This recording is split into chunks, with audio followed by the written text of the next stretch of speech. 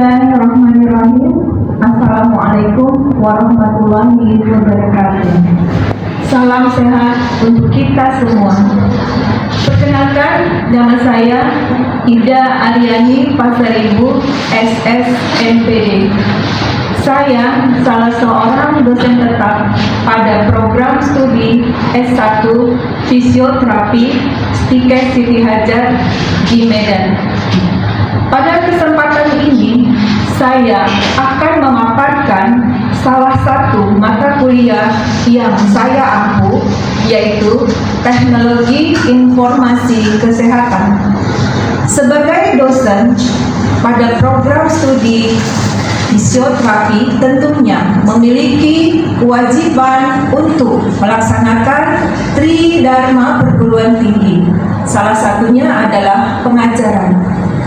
Mata kuliah Teknologi Informasi Kesehatan ini memiliki bobot 3 SKS yang dibagi 1 SKS teori dan 2 SKS praktek. Kode mata kuliah ini adalah SH.5.02. Saya akan menjelaskan luaran yang diharapkan serta model pembelajaran pada mata kuliah Teknologi Informasi Kesehatan. Mata kuliah Teknologi Informasi Kesehatan adalah mata kuliah yang membahas pemanfaatan teknologi komputer, jaringan, aplikasi, dan sistem informasi untuk mengumpulkan, menyimpan, mengolah, mengelola, serta menukar data kesehatan agar pelayanan medis lebih efektif, efisien, aman, dan berbasis bukti. Adapun model pembelajaran yang saya terapkan yaitu sistem DIA yang merupakan singkatan dari Delivery Interaction Assessment. Delivery merupakan proses penyampaian materi dengan baik kepada mahasiswa agar mudah dipahami. Interaction adalah interaksi dosen dengan mahasiswa ataupun interaksi antara mahasiswa satu dengan yang lainnya. Assessment merupakan adanya pemberian tugas yang diberikan kepada mahasiswa dan evaluasi untuk menunjukkan tingkat pemahaman mahasiswa dalam menerima materi pembelajaran yang telah disampaikan. Strategi pembelajaran yang saya terapkan adalah 1. Menjelaskan dan memberikan contoh melalui slide, PowerPoint, dan demonstrasi secara langsung. 2. Memberikan kesempatan kepada mahasiswa untuk mempraktekkan secara langsung dari materi teori. Hal ini dilakukan agar mahasiswa melaksanakan secara langsung dari uraian teori. Deskripsi mata kuliah ini adalah membahas konsep, aplikasi, dan inovasi teknologi informasi kesehatan dalam pelayanan fisioterapi. Mahasiswa akan mengeksplorasi sistem digital seperti EMR, telerehabilitas, big data, dan AI, serta mendesain solusi digital berbasis permasalahan nyata. Pembelajaran dilakukan berbasis Student Centered Learning melalui pendekatan PBL dan Project Based Learning. Adapun capaian pembelajaran mata kuliah ini diharapkan 1. Mahasiswa mampu mengkaji konsep dari teknologi informasi dalam konteks pelayanan kesehatan. 2. Mahasiswa mampu mengoperasikan perangkat lunak perkantoran. 3. Mahasiswa mampu menganalisis peran dan fungsi TIK dalam pengelolaan data pasien dan pelayanan fisioterapi. 4. Mahasiswa mampu mengevaluasi aspek legal, etika, dan keamanan data dalam penggunaan teknologi informasi kesehatan di bidang fisioterapi. 5. Mahasiswa mampu menerapkan perangkat lunak dan sistem informasi kesehatan dalam proses dokumentasi dan edukasi pasien fisioterapi. 6. Mahasiswa mampu mengembangkan proyek berbasis kasus. Untuk mendukung proses pembelajaran mata kuliah kuliah ini saya menggunakan berbagai macam literatur, model pembelajaran, jurnal penelitian yang relevan dengan aktivitas pembelajaran. Selanjutnya, pada aspek interaction, saya menggunakan student centered learning yang menekankan mahasiswa terlibat aktif dalam pembelajaran sehingga mampu berpikir kritis, kreatif, dan inovatif. Adapun indikator penilaian dalam mata kuliah ini yaitu partisipan 10%, tugas 10%, praktek 25%, ujian tengah semester 25%, ujian akhir semester 30%. Selanjutnya, saya akan menampilkan cuplikan video pembelajaran yang saya lakukan di dalam kelas. Materi pembelajaran teknologi informasi kesehatan yang ada di dalam video ini adalah materi pertemuan kedua yang akan membahas tentang konsep dasar teknologi informasi kesehatan dan e-health. Selamat menyaksikan.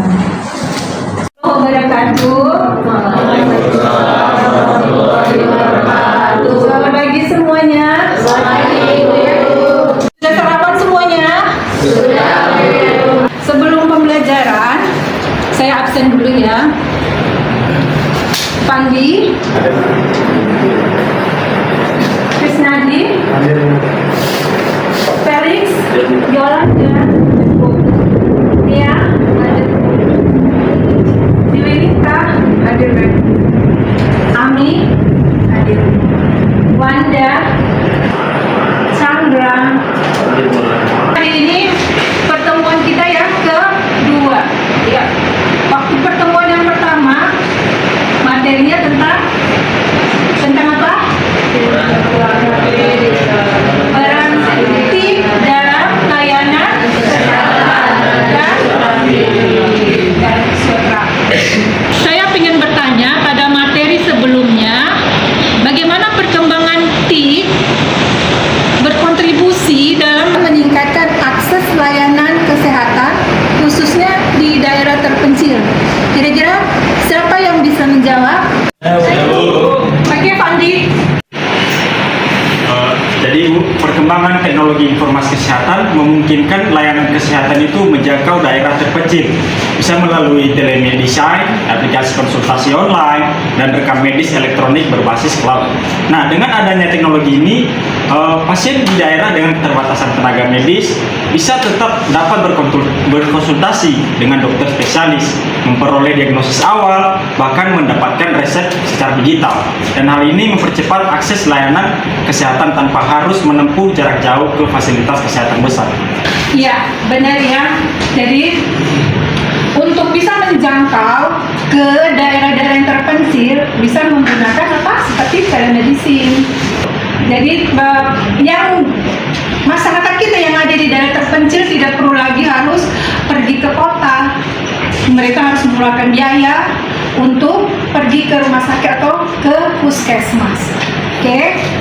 Saya akan bertanya lagi mengenai materi kita yang sebelumnya. Menurut kalian, apa contoh konkret pemanfaatan TIK yang membuat layanan kesehatan lebih cepat, murah, dan mudah diakses oleh masyarakat?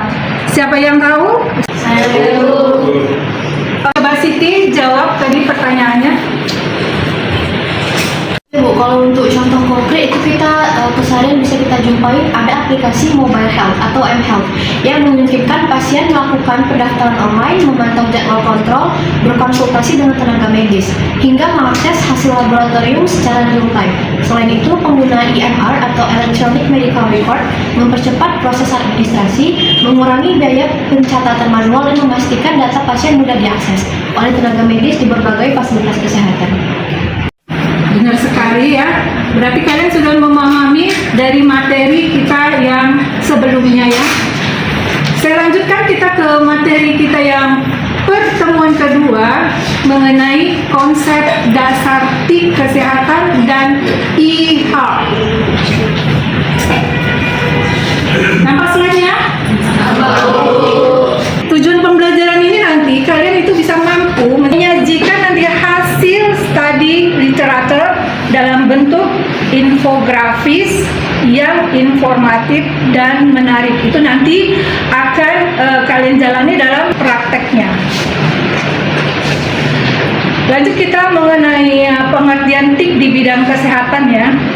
Kalau di bidang kesehatan, peran TIP itu diantaranya adalah sistem informasi rumah sakit yang berintegrasi atau SIMRS, ya singkatannya dari SIMRS. Oke, sistem informasi rumah sakit atau SIM yang terintegrasi itu sistem berbasis TIP yang menghubungkan seluruh unit pelayanan dan administrasi di rumah sakit dalam satu platform digital. Dari gambar SIMRS ini dalam satu platform semuanya, misalnya dari pendaftaran itu langsung diketik, kemudian masuk ke online ya. Dari SIMRS ini, platform ini satu platform, nanti pasien datang pendaftaran itu nanti secara online tembus ke semua sub-subnya, kemudian waktu rekam medik, kemudian waktu radiologi, kemudian nanti pada saat fisioterapi untuk kalian nanti fisioterapis.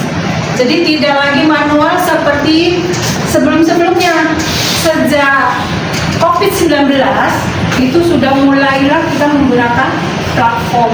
Jadi pasien itu tidak perlu lagi datang ke klinik atau ke rumah sakit, baik itu untuk rehab, kalian khususnya ya yang fisioterapis, cukup dari platform yang sudah disediakan. Yang kedua, rekam medis elektronik yang aman dan mudah diakses. Nah ini semuanya sudah ada di dalam satu platform. Contoh seperti catatan dokter, resume medis, kemudian dari radiologinya, kemudian dari pelayanannya, kemudian dari UGD-nya, itu semua ada dalam satu platform. Tapi kalau yang misalnya di pedesaan, yang jauh, yang tidak mungkin bisa, dia bisa langsung konsultasi. Kalian bisa terapis, tapi nanti kalian harus buat sendiri videonya, bagaimana mengatasi misalnya low back pain, itu udah kalian buat videonya.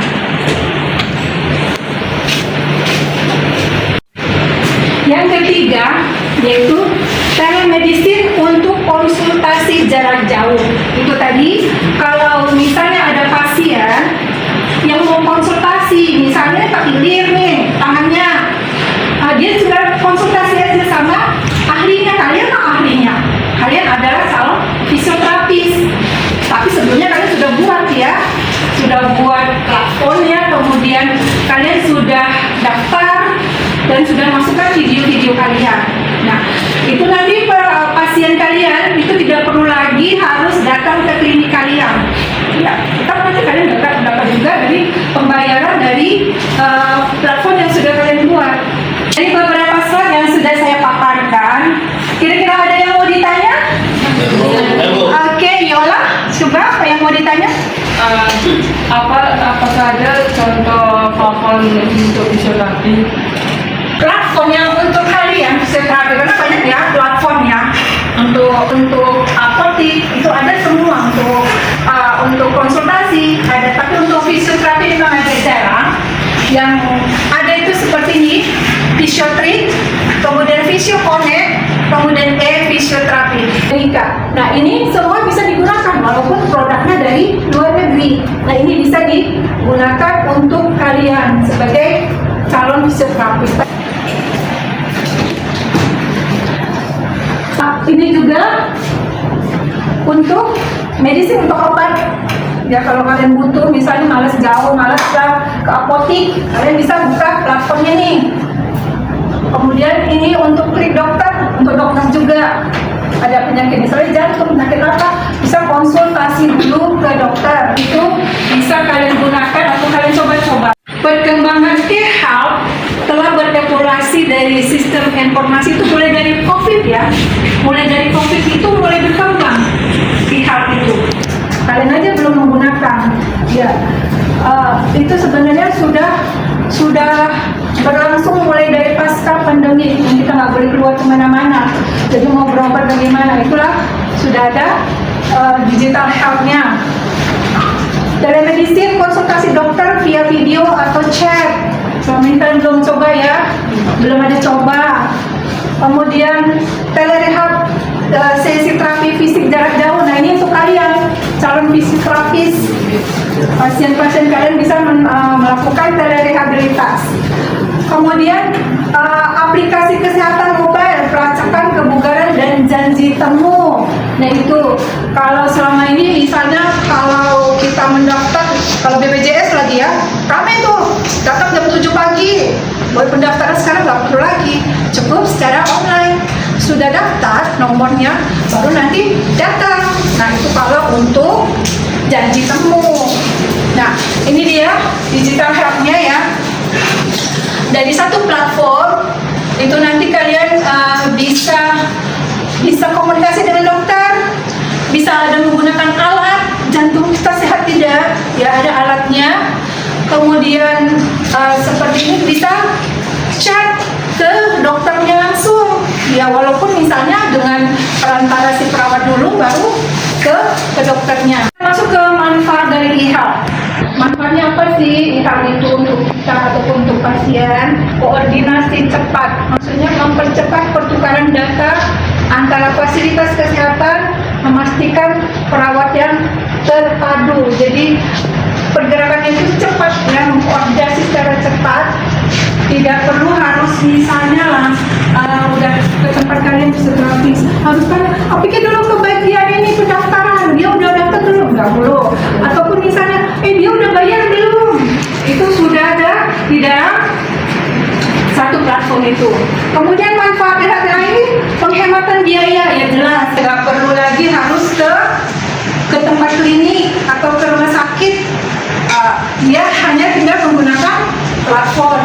Kemudian untuk kualitas layanan, meningkatkan kualitas layanan kesehatan, kepuasan pasien melalui akses yang lebih baik dan perawatan personal. Ya, ini maksudnya dengan e-health kualitas layanan itu semakin bertingkat. Karena apa? Semakin bertambah.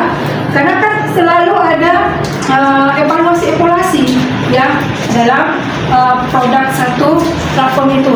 Evaluasinya apa? Bagaimana supaya mempermudahkan pasien lagi? Mudah-mudahan dipermudahkan lagi. Bagaimana caranya?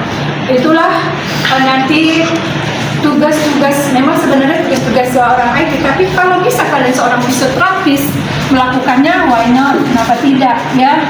Sambil kalian ada seorang fisioterapis, kalian bisa juga menciptakan alat yang memang untuk kalian, kan khusus untuk kalian fisioterapis. Bagaimana yang mempermudahkan pasien dan mempermudahkan kalian juga.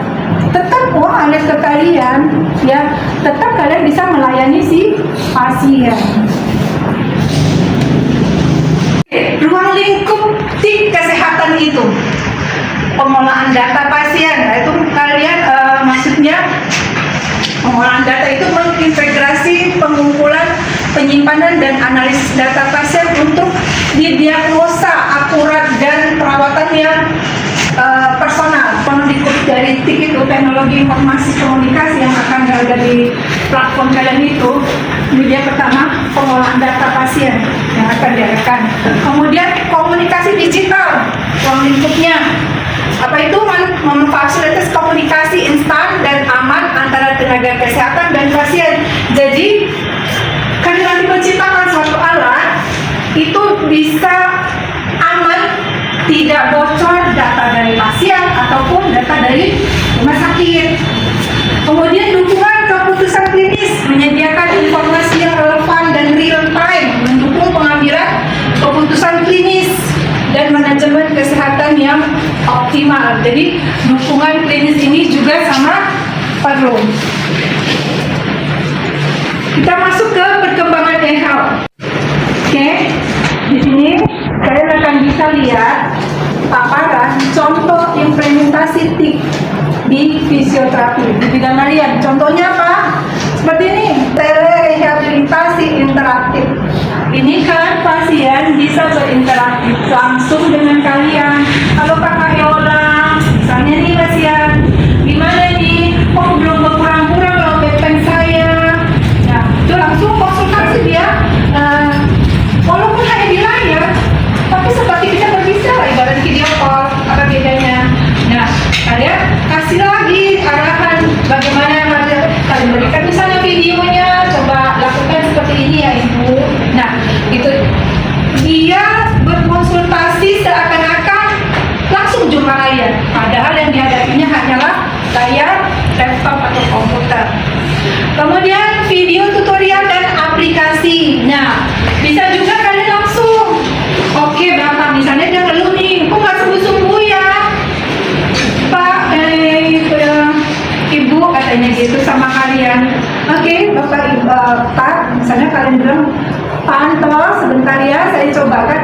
Bapak ikut gerakan saya ya, kalian aku gerakan, kemudian ikutin ya. Nah, seakan-akan dia ada di hadapan kalian, ya padahal layar. Nah itu bisa video tutorial langsung diaplikasikan ke pasien.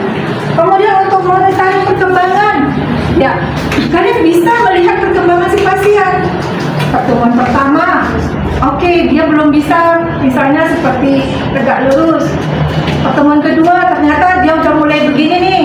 Pertemuan ketiga sudah lurus badannya. Tadinya kayak gini, kan kesakitan di pinggangnya. Nah, jalan pun sudah mulai normal. Seperti itu ya, untuk monitoring perkembangannya. Itu monitoring kalian tetap lakukan di dalam aplikasi itu agar si pasien juga tahu perkembangan dia selama melakukan pengobatan fisioterapi kepada kalian. Jadi sudah saya sampaikan sampai kesimpulan. Ada yang mau bertanya? Ada yang tidak paham dengan materi yang sudah saya berikan? Ini bertanya Bu, apa sih Bu manfaat tip bagi kami seorang fisioterapi? Jadi manfaat tip untuk kalian calon-calon fisioterapis itu, satu, meningkatkan efisiensi dan akurasi pencatatan untuk kalian. Yang kedua, mempercepat komunikasi kalian ya antara pasien dengan kalian. Yang ketiga, memperluas jangkauan layanan kalian sebagai seorang fisioterapis ke daerah-daerah terpencil. Ya, di daerah-daerah yang misalnya tempat kalian lah, di kampung halaman kalian yang jauh dari rumah sakit. Walaupun ada rumah sakit itu kliniknya, tapi tidak ada fisioterapis. Nah, kalianlah itu dengan menggunakan platform.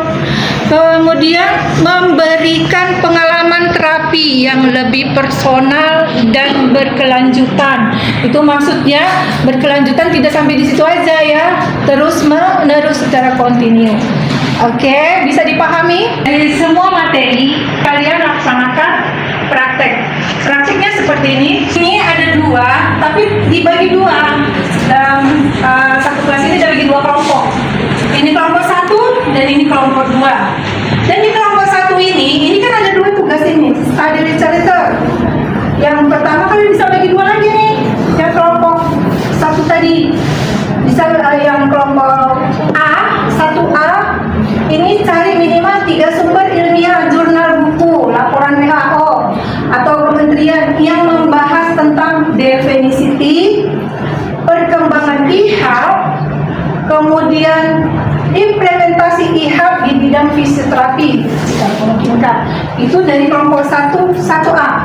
Yang kelompok 1B ini kalian buat ringkasan 300 atau sampai 500, jangan lebih ya, yang mencakup tentang konseptik kesehatan, kemudian jenis dan contoh IHAP, kemudian tantangan dan peluang implementasi di Indonesia. Untuk kelompok 2, infografis, tugas kalian infografis, buat infografis berisi rangkuman visual. Nah, ini boleh juga dibagi dua juga ya. 2A tugasnya nih buat infografis apa aja, definisi kesehatan, kemudian diagram, icon, ilustrasi,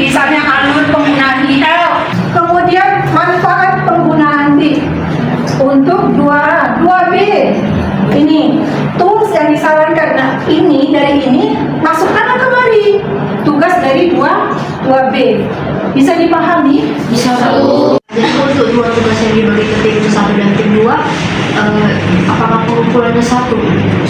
Masing-masing satu atau mahasiswanya juga? Untuk pengumpulan ini juga satu ya, 1A, misalnya 2A, 2B, satu aja. Nah ini 1A, 1B, satu aja. Oh ya saya lupa, yang ini juga dibuat seperti ini ya. Tools, boleh kalian pakai PowerPoint, boleh, sama. Jadi ini sama ini juga pakai. Nanti pada saat pertemuan terakhir kali kita akan buat seperti seminar. Ya, seminar apa saja yang sudah kita dapatkan. Pertemuan kita yang kedua ini sudah kita bahas semua materi, dan materi sebelumnya juga kalian sudah kuasai. Dan ini yang pertemuan yang kedua ini saya harap tugas bisalah kalian laksanakan dengan sebaik-baiknya, bisalah mencapai target yang sudah saya paparkan yang di slide pertama. Kalian bisa mengidentifikasikan tik itu di bidang fisioterapi di bidang kalian ya. Dengan adanya tugas seperti ada literatur, kemudian infografis, jadi kalian semakin paham walaupun ini bukan di bidang kalian teknologi informasi ya, tapi saya harap itu bisa membarengi kalian dalam fisioterapis kalian. Skill kalian adalah fisioterapis, nanti bisa menjadi alat kalian teknologi informasi ini. Oke, saya akhiri pertemuan kita. Assalamualaikum warahmatullahi wabarakatuh. Selamat pagi semuanya. Demikianlah video pembelajaran mata kuliah Teknologi Informasi Kesehatan saya, Ida Aryani Pasaribu, SSMPD. Terima kasih sudah menyaksikan. Assalamualaikum warahmatullahi wabarakatuh. Salam sehat untuk kita semua.